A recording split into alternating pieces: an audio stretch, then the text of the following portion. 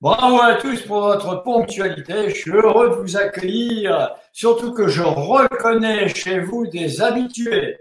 Alors encore un plus grand bravo, parce que vous avez vraiment de la persévérance et de l'intérêt pour le management des hommes. Maintenant, aujourd'hui, on passe une barre au-dessus. C'est comment coacher vos propres managers en management des personnes. Alors, bien sûr, si je vous disais qu'en 45 minutes, vous allez être capable de coacher, je suis sûr que vous ne me croiriez pas. C'est la raison pour laquelle je ne vais pas vous le dire. Ceci étant, dans ces 45 minutes, eh bien, il y aura beaucoup de choses. Je vais beaucoup parler, j'en suis désolé, je vais vous montrer beaucoup de choses. Et après le webinaire, tout ce que je vous aurai montré là, eh bien, vous allez le recevoir dans votre boîte parce que ça vous servira d'aide-mémoire. Bien entendu, je serai à votre disposition pour répondre régulièrement à vos questions tout au long de ce webinaire et aussi après. Alors, est-ce que je vais me présenter? Maintenant, vous connaissez tous. Il y a Laurent qui dit « Je ne vous entends pas ». Eh bien, Laurent, vous faites les réglages sur votre ordinateur, vous déconnectez, vous reconnectez, ça a marché. Alors, rapidement, ça vaut le coup de le dire, parce que le PowerPoint a du mal à s'enclencher. Et effectivement, en ce moment, c'est pire en pire parce qu'il y a énormément de débit et de trafic. Donc, je suis spécialisé dans le domaine du management des hommes. Je suis formateur, coach et conseil dans ce domaine. Je travaille, et nous travaillons tous les partenaires International Leadership, le directeur associé partenaire, ont un même parcours et un même savoir-faire dans la formation, le coaching, le consulting dans le domaine du management des hommes, en présentiel, en e-learning, en blended, individuellement, en groupe, en présentiel et à distance. Je referme la page de publicité, d'autant plus que tout ça, vous le savez. Alors maintenant,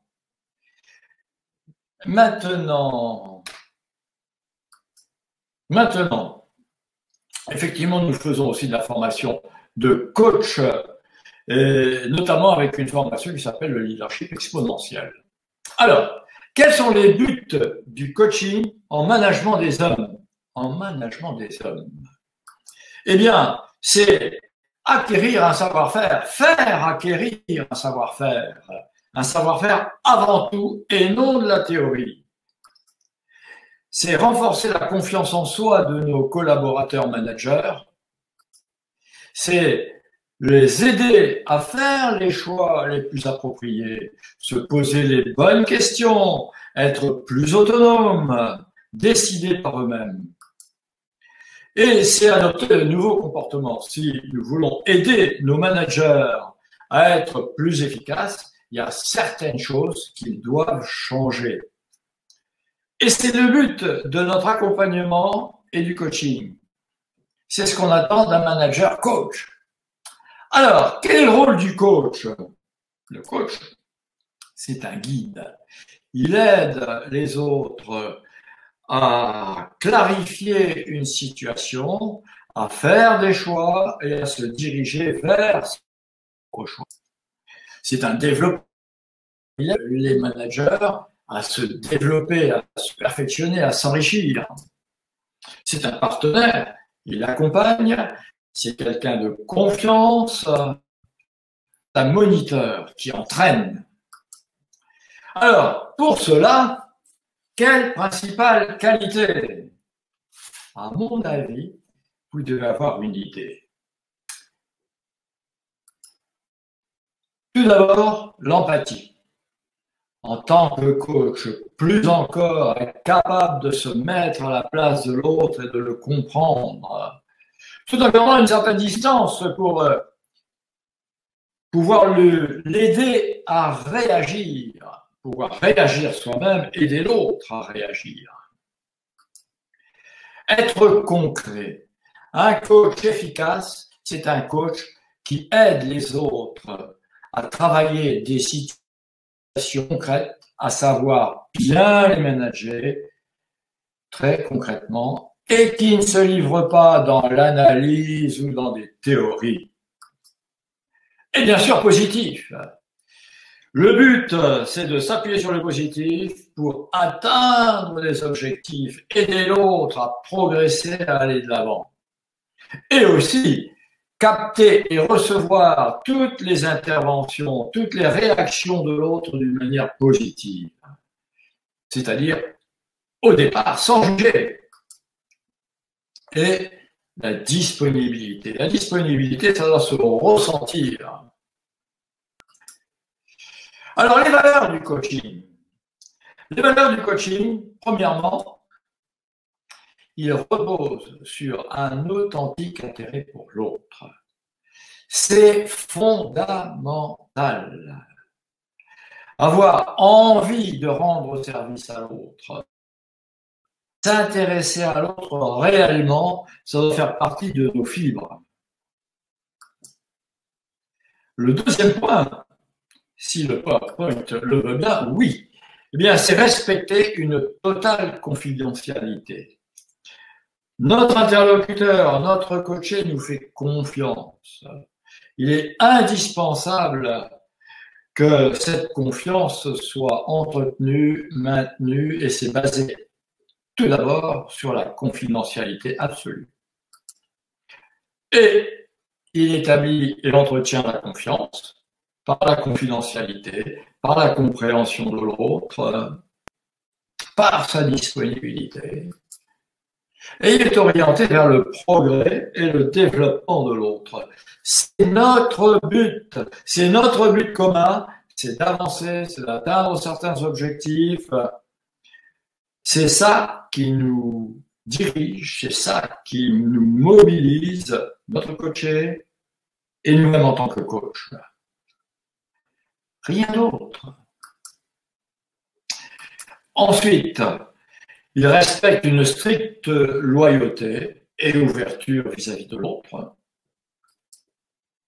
Alors, les attitudes clés. Première attitude, une attitude positive. Une attitude positive, c'est recevoir positivement toutes les réactions de l'autre. C'est aider l'autre. C'est aider l'autre. C'est aider l'autre à s'appuyer sur le positif, à l'aider à trouver lui-même aussi ses points forts et mieux les utiliser. C'est aussi recevoir toutes ses réactions et tout ce qu'il va nous dire comme de l'information qu'on va pouvoir utiliser dans son intérêt. Ensemble, c'est de l'information, on va l'utiliser pour avancer. Alors, c'est aussi une ouverture au changement. Si je veux aider l'autre à s'ouvrir, moi-même, fondamentalement, je dois être ouvert au changement. Pensez à poser vos questions ou à me faire signe via le petit bonhomme qui tend la main. De toute façon, à un certain moment, je m'arrêterai et puis je répondrai à vos questions. Troisième point, une ouverture aux valeurs et idées de l'autre, sans juger. Et c'est aussi un enregistrement pour nous-mêmes. Et une orientation sur l'objectif. C'est ça le but. Éviter les digressions, ou alors les digressions quand elles nous paraissent nécessaires, oui, pour pouvoir mieux revenir à l'objectif. Un coaching, c'est autre chose que de l'écoute et des échanges tous azimuts. Bien sûr qu'il faut être réceptif, bien sûr que cette information va nous servir vers un but. Et par toute notre attitude de coach, on va motiver l'autre, on va l'aider à s'impliquer. Donc, c'est nous impliquer nous-mêmes. Alors, le coach supérieur hiérarchique, là c'est différent. C'est différent du coach extérieur, car le supérieur hiérarchique, il y a une certaine proximité, on se voit régulièrement, tous les jours, d'où l'importance de prendre un certain nombre de précautions. D'abord, c'est clarifier les règles du jeu. Qu'est-ce qu'on va faire ensemble? Comment on va travailler ensemble? Ce qui va se passer dans les entretiens et les séances de coaching, et dans les séances elles-mêmes, et rien d'autre après. Donc, c'est aussi respecter les rendez-vous. En tant que manager, j'ai aussi des rendez-vous, j'ai des étapes, je suis sous pression. C'est démotivant si j'implique mon collaborateur coaché et qu'à certains moments, je reporte les rendez-vous. C'est se rendre disponible, considérer les réactions les plus inattendues comme de l'information et accueillir les erreurs comme des opportunités sans juger. Alors ça, ces deux derniers points, ce sont les points certainement les plus difficiles à mettre en œuvre. Les actions les plus inattendues, c'est l'information. Accueillir les erreurs, c'est les opportunités. Formidable, on va toujours en faire quelque chose. Et séparer, bien sûr, la communication quotidienne avec les séances de coaching. Éviter que notre manager coaché se sente épié, observé en permanence. Il y a du temps pour le coaching et il y a du temps pour la communication autre.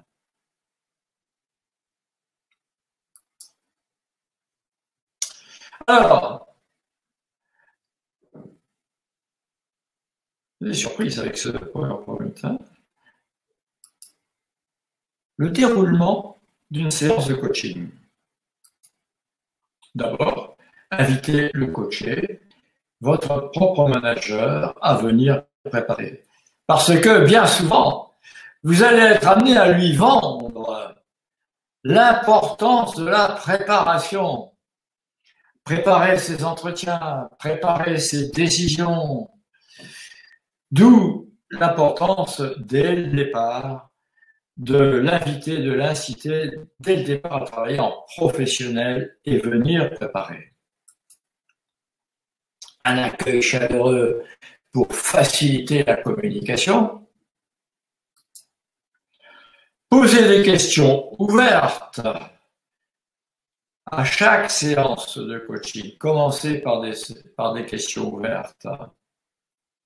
On reviendra sur les questions. Je vous donnerai quelques exemples.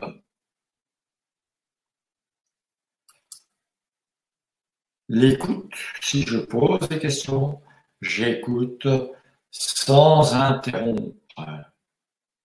Et aussi, je montre que j'ai compris. Je reformule, je montre que j'ai compris, je montre la compréhension et je vérifie également si j'ai bien compris. Et je vais m'appuyer sur le positif. J'ai capté du positif de manière à pouvoir mieux l'utiliser encore, peut-être tout de suite, quelquefois même un quart d'heure plus tard ou dans d'autres séances ou même plusieurs mois après. Ce qui est positif, ce qui correspond aussi aux valeurs de l'autre. Ce sont des informations précieuses. Ce sont des pierres sur lesquelles je vais m'appuyer. D'où aussi des questions constructives pour aider l'autre à trouver des moyens, faire des choix, analyser, mieux poser les choses, mettre les choses à plat, chercher des moyens, des hypothèses, des pistes, ce qui paraît être le mieux, et aider l'autre à faire les meilleurs choix. Et plan d'action, rien ne se fera, il n'y aura aucune amélioration possible, aucune progression possible sans action. D'où des actions très concrètes, très précises, à très court terme, pas à pas, tout à l'heure, dans une heure, demain, après-demain, dans la semaine, concrètement, quoi, avec qui, comment, combien de fois. Ça veut dire qu'en tant que coach, même s'il faut être bienveillant, il faut aussi être exigeant. Il faut passer à l'action, encourager l'autre à agir.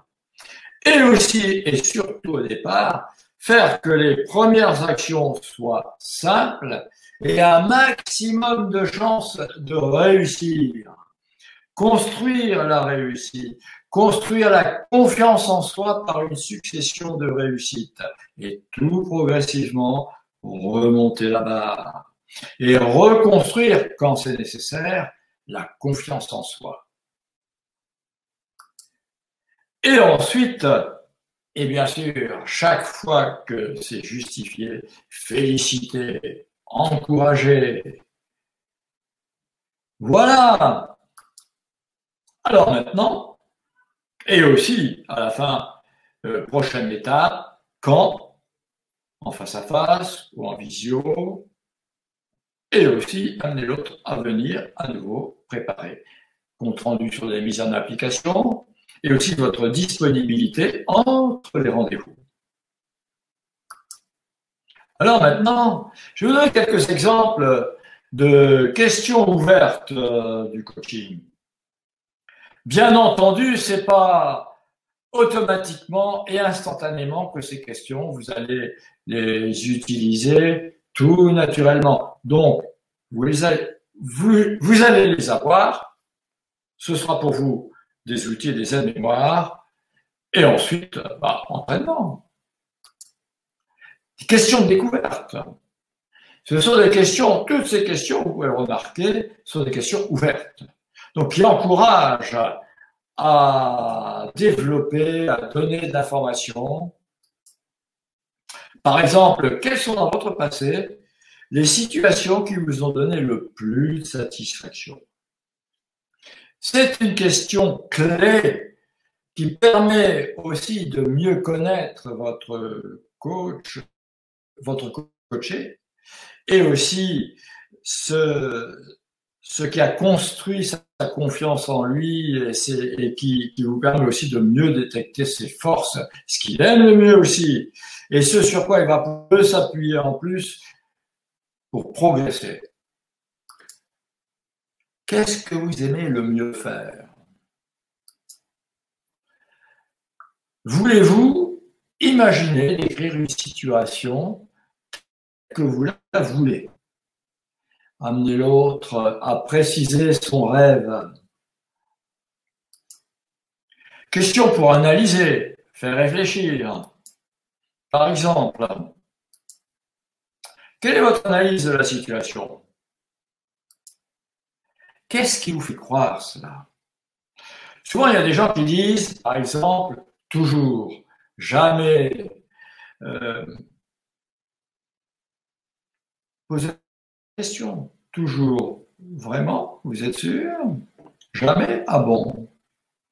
Qu'est-ce qui vous fait dire ça? Qu'est-ce qui vous fait croire cela? Sur quoi vous appuyez pour dire cela? En quoi est-ce que le fait que quelqu'un fasse ceci ou fasse cela ou vous dise ceci vous fasse réagir de cette manière? Oui. Vous souvenez-vous de situations identiques où ça s'est passé autrement? Alors, question pour aider à trouver des solutions.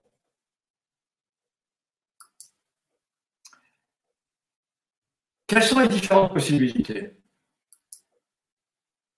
Que se passerait-il si c'était à refaire, feriez-vous quelque chose de différent?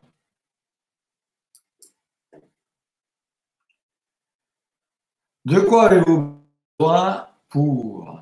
Quelquefois, c'est une bonne question aussi pour conclure. quelquefois, il y a des gens qui disent oui, bon, ben, il faut réfléchir, effectivement, bon, il faudra y penser, ou bien oui, il faudrait que je fasse. Alors, de quoi avez-vous besoin pour prendre votre décision? De quoi avez-vous besoin pour réaliser cela? Vous voyez, ce sont des questions qui paraissent extrêmement simples, que certainement vous avez déjà utilisées vous-même en tant que manager. Maintenant, vous les utiliserez plus consciemment à des moments plus importants. Alors maintenant, les différents types de coachés et les actions du coach. Alors, je vais vous donner ici une galerie des portraits en raccourci. Donc, je vais vous donner 4 exemples de comportements type de certains managers pour lesquels, eh bien, un coaching peut leur rendre utile. Par exemple, le manager autocrate. Certainement que vous avez déjà rencontré ce type de personne. Il contrôle tout, il prend toutes les décisions, il aide peu. Alors, vous êtes son coach. Sur quoi agir? Dites-moi. Pensez-y. Vous êtes son coach. Un manager autocrate. Sur quoi vous allez l'inciter à travailler? Ah. Mais c'est moi qui vous pose des questions là maintenant. Hein, je vais en parler des questions. Allez, je vais répondre, mais pensez à vous aussi, à ce que vous auriez tendance à faire. Le coach, que fait-il? Eh bien, il encourage à écouter les idées des autres. Encourage à l'écoute et le fait réfléchir sur l'intérêt de déléguer. Maintenant, un autre type de manager, c'est le manager gentil. Il cherche à être populaire, il a du mal à trancher, il a des difficultés à dire non, évite les confrontations, bon, il a du mal à prendre des décisions. Ben, je suis sûr que ce type de manager, vous en avez déjà rencontré. Alors que faire? On va l'encourager à fixer des limites. Fixer des limites au comportement des autres, fixer des limites à certaines choses et pouvoir donner son point de vue, dire ça, je suis d'accord, ça, je ne veux pas, ça, c'est non. Ça, eh bien pour ça, j'ai décidé. Et là, il faut l'aider. C'est un vrai travail. Quoi d'autre encore comme coaché type, comme type de manager? Un manager perfectionniste. Il fait tout pour éviter les erreurs, pour éviter d'être pris en défaut. Il établit des procédures contraignantes et il a une faible estime de soi, même si quelquefois il peut avoir l'air dur. Alors que faire? Eh bien, lui permettre de faire des erreurs avec des conséquences limitées. L'aider à être plus décontracté. Et vous voyez là, je m'aperçois que j'ai fait une faute d'orthographe. J'ai dit plus décontacté. Peut-être que je suis influencé par les circonstances du moment, hein, éviter les contacts. Vous voyez là, je m'en sors bien. Faire de l'humour. C'est ce que je viens de faire, mais c'est perfectible, hein, effectivement. Vous n'êtes pas obligé de me le dire hein, et de l'écrire. J'en ai pris conscience. Et encourager les essais. Être parti et en tirer des enseignements. Voilà ce qu'on attend d'un coach face à des managers qui ont ce type de comportement. Et c'est assez classique. Ah, aussi, le manager bourreau du travail. Il travaille excessivement, il se lève tôt, il travaille tard. Et les réalisations, en plus, ne sont pas en rapport avec le niveau d'énergie déployé. Et il ne sait pas se détendre. Il est exigeant avec lui-même, peut-être bien avec ses collaborateurs, mais surtout avec lui-même. Ce qu'il menace, lui, c'est le burn-out. Alors, qu'est-ce qu'on peut faire?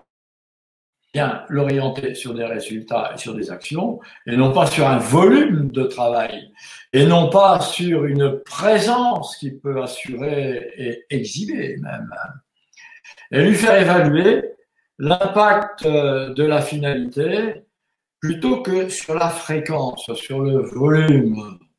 Qu'est-ce qui compte? C'est le résultat. C'est pas un déploiement d'énergie incessant. Alors, maintenant, dans notre coaching, qu'est-ce qu'on va faire? Ben, régulièrement, c'est donner du feedback et du feedback positif. Je me demande si en matière de feedback, je ne vais pas vous en demander à vous d'ailleurs. Allez, je vous donne quelques exemples de feedback et après, vous me posez vos questions. Préparez-vous. Feedback, tiens.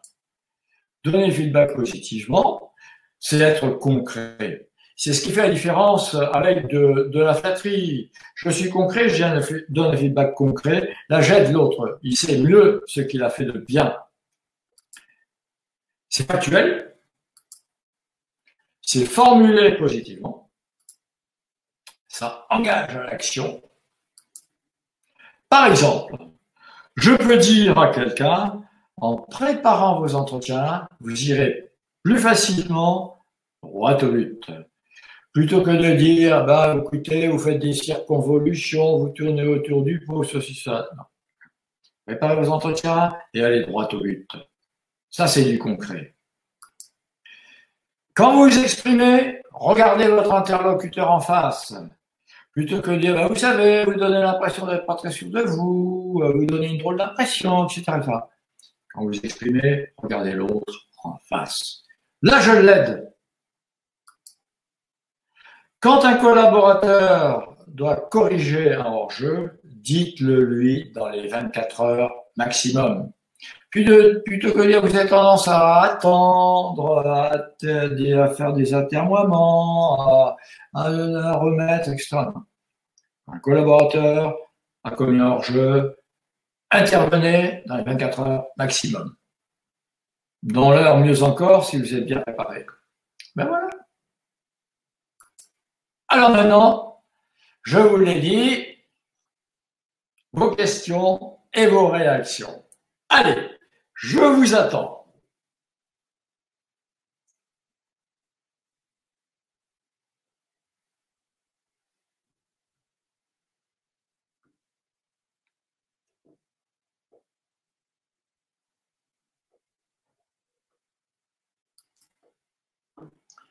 Vous pouvez même... oh, je vais ouvrir les micros, tiens.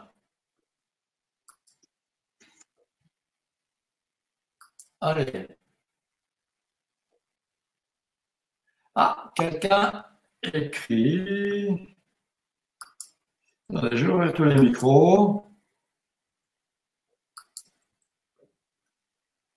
Voyons ce que j'ai fait. Anne, oui. Isabelle aussi. Pierre, on dirait que ça ne marche pas avec Pierre. Laurent, je ne sais pas. Cécile, peut-être bien. Allez, qui veut s'exprimer? Allez-y. Bon, alors n'hésitez pas. Quelqu'un dit, et c'est Isabelle, dans quel cas est-ce pertinent de se présenter en tant que manager coach? Voyons. Est-ce que vous voulez préciser, Isabelle, dans quel cas est-ce pertinent de se présenter en tant que manager coach? Vous m'entendez, Régis? Oui, je vous entends, Isabelle. Très bien. Ma question, c'est cette posture coach, faut-il obligatoirement l'appeler comme cela ou pouvons-nous l'avoir sans nommer le terme de manager coach? Dans le cas où vous êtes avec un collaborateur et vous avez décidé d'un commun accord à travailler ensemble pour qu'il travaille certains points d'amélioration, c'est ça? Oui. Oui, bon, bah, effectivement, non, bah, vous pouvez tout simplement... non, vous n'êtes pas obligé de lui dire que vous êtes son coach, pas du tout. De toute façon, vous êtes son manager vous décidez ensemble de travailler sur certains points et vous pouvez tout simplement préciser la façon dont vous allez vous y prendre ensemble. Vous n'êtes pas obligé de vous baptiser coach. Très bien, merci. C'est plus une question d'attitude que l'autre se sent en confiance avec vous et se sent appuyé. Oui. Ok. Y a-t-il d'autres questions encore? Allez!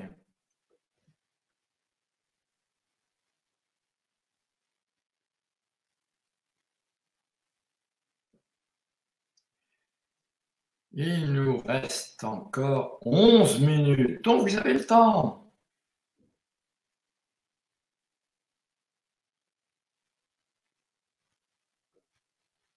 Allez, allez. Soyez-vous timide.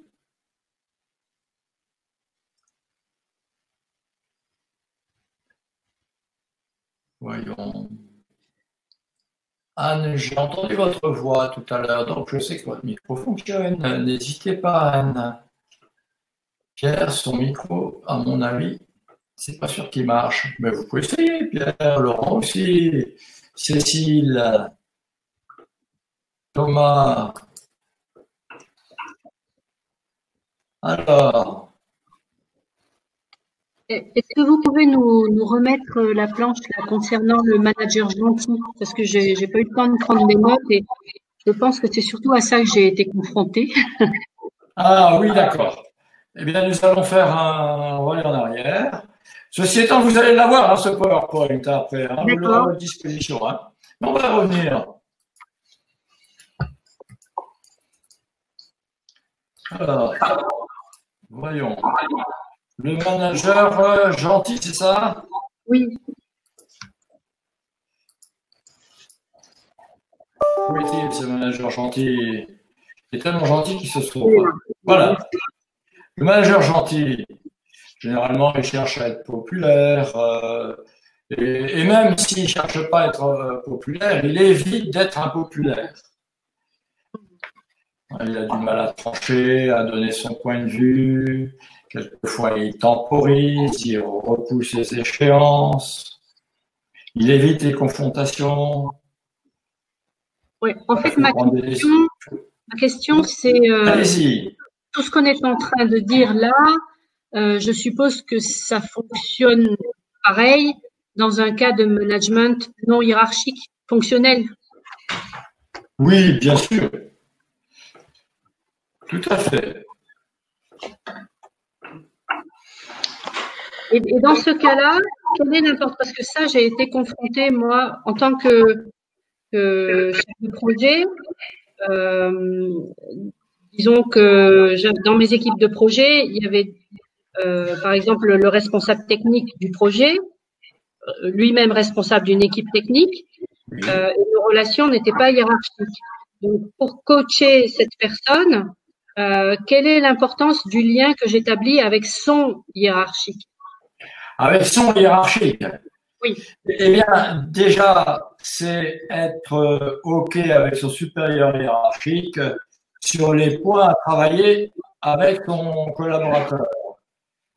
Avoir le point de vue du manager, hein, qui vous dise ce qu'il attend du coaching.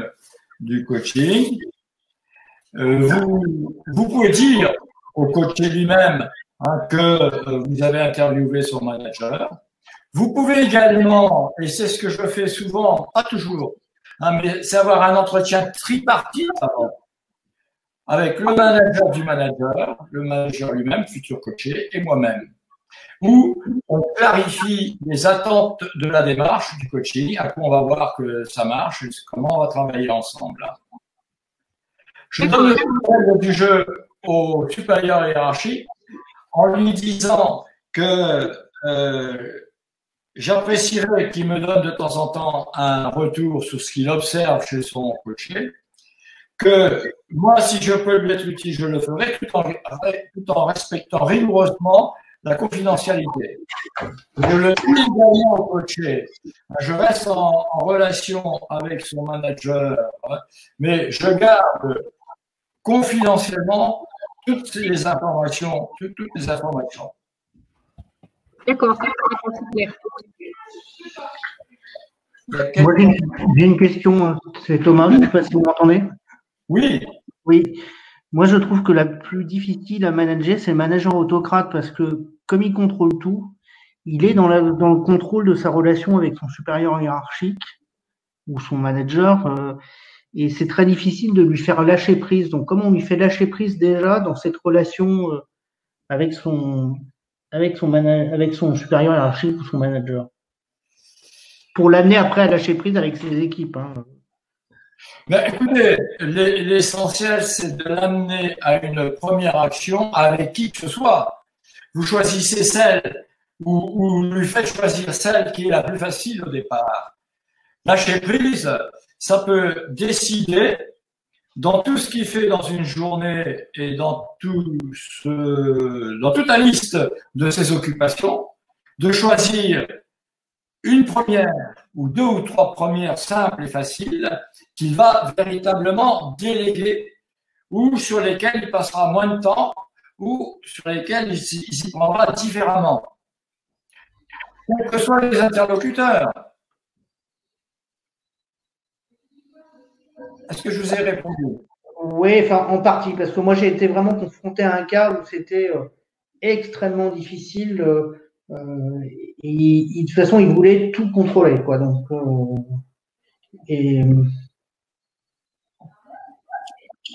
mais voilà, quoi, effectivement, cette notion de délégation, cette notion de déléguer pour avoir du temps de faire autre chose, c'était compliqué, quoi. Oui, c'est compliqué. Et surtout si c'est quelqu'un qui a pris cette habitude depuis longtemps. Plus ces habitudes reposent sur des années d'expérience, de pratique, plus c'est difficile de s'en défaire. Parce que garder ses habitudes, c'est qu'il y voit des avantages pour lui. Autrement, ils auraient abandonné depuis longtemps. Donc, il faut commencer par quelque chose de simple et facile. Moi, je me souviens que j'ai eu un coaché comme ça. Il se levait à 4h30 pour organiser le travail de ses collaborateurs et il écrivait des mails interminables. Moi, j'ai commencé par lui demander qu'il me communique ses mails. Une dizaine, hein, en plus. Et on a travaillé ensemble et je l'ai amené à sélectionner ceux qui étaient complètement inutiles. En plus, à en prendre quelques-uns qui étaient sans doute nécessaires, mais de les réduire à une ligne ou deux plutôt que X pages. Et ensuite, limiter le nombre de réunions et leur durée. Et ça, dans les tout premiers jours. Je vous donne un exemple. Mais tout est différent, mais le but, c'est de choisir des situations sur lesquelles il peut agir tout de suite avec un maximum de réussite.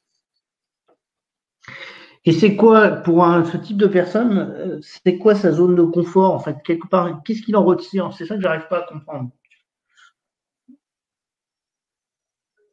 Vous voulez dire? Pour lui, d'être dans cette posture-là, en quoi c'est confortable? Écoutez, ça précisément, c'est le piège du coach.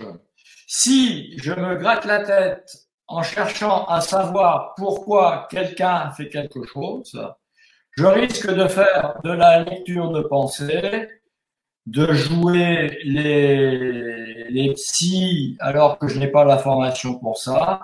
Et en attendant, je n'ai pas avancé.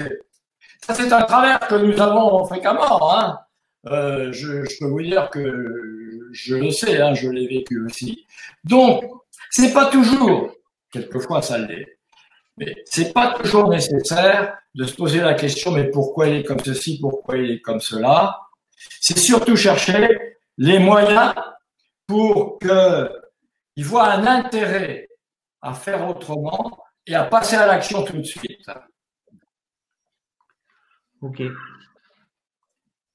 Qui a d'autres questions encore?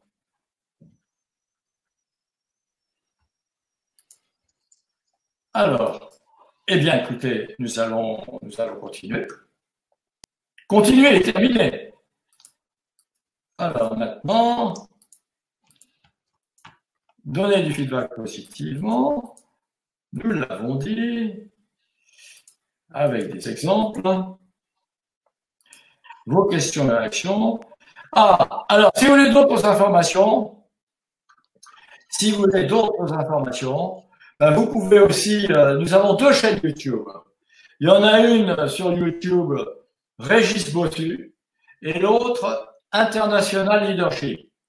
Il y a des webinaires de 40-45 minutes sur différents sujets de management qui peuvent être utilisés pour du coaching, et aussi des exposés de 3 minutes, 4 minutes maximum sur des sujets très précis. Hein, comment faire pour demander et obtenir un service, par exemple. Faire une critique constructive en 10 étapes. La rentrée du manager nouvellement nommé. Il y en a sur les 2 chaînes, il y en a une 20aine. C'est à votre disposition. Quoi d'autre encore? Le prochain webinaire, c'est le mardi 5 mai à 12h30, dans toujours le cycle affirmation de soi. Et ce que nous allons travailler, c'est les outils de la négociation et comment les utiliser. Quoi d'autre encore? Je regarde combien de temps, il nous reste quelques secondes. Et maintenant, une offre spéciale confinement.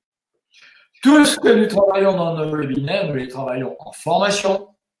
On travaille toutes les situations qu'un manager a amenées avec ses collaborateurs, ses pairs, son supérieur hiérarchique, en face à face ou en groupe. Et ceci aussi dans un parcours en e-learning. D'où 3 options. La première, en auto-formation. Vous avez tout le parcours pour vous et vous l'utilisez tout seul, comme vous voulez, à votre guise. Et toutes les options que je vais vous présenter, ce sont nos prix de base divisés par 3 pendant la période du confinement. Donc, vous avez une autre variante, c'est une formation tutorée, donc c'est la même, mais vous pouvez échanger via un forum avec d'autres managers et avec votre propre coach qui répond. Et aussi, la formation tutorée totale, à plus 3 de coaching, avec 5 séances de travail en groupe où on s'entraîne sur des situations, on fait de l'exercice. Voilà. Vous pouvez me joindre ici. Et la dernière chose, je reste à votre disposition. Vous avez mes coordonnées, je réponds à toutes vos questions, j'aurai plaisir à vous entendre.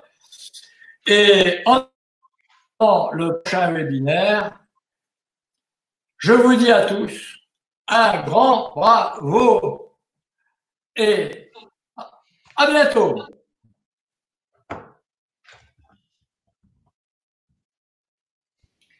Merci. À bientôt. À très bientôt. Dans le cycle central, un webinaire sur l'animation de réunion, ça fait partie du cycle ou pas? Mais c'est, comment dire, je l'ai en rayon, disons. Donc, si vous le proposez, c'est facile. Bah, je pense que ce serait intéressant dans ce cycle-là. Très bien. Eh bien, proposez-le. C'est très facile à mettre en œuvre dans les semaines qui viennent. Jusqu'au mois de juin, c'est facile. Ok, bah écoutez, je proposerai. Oui, merci. Oui. Donc, à bientôt. Bonne journée, à bientôt. Merci, à vous aussi.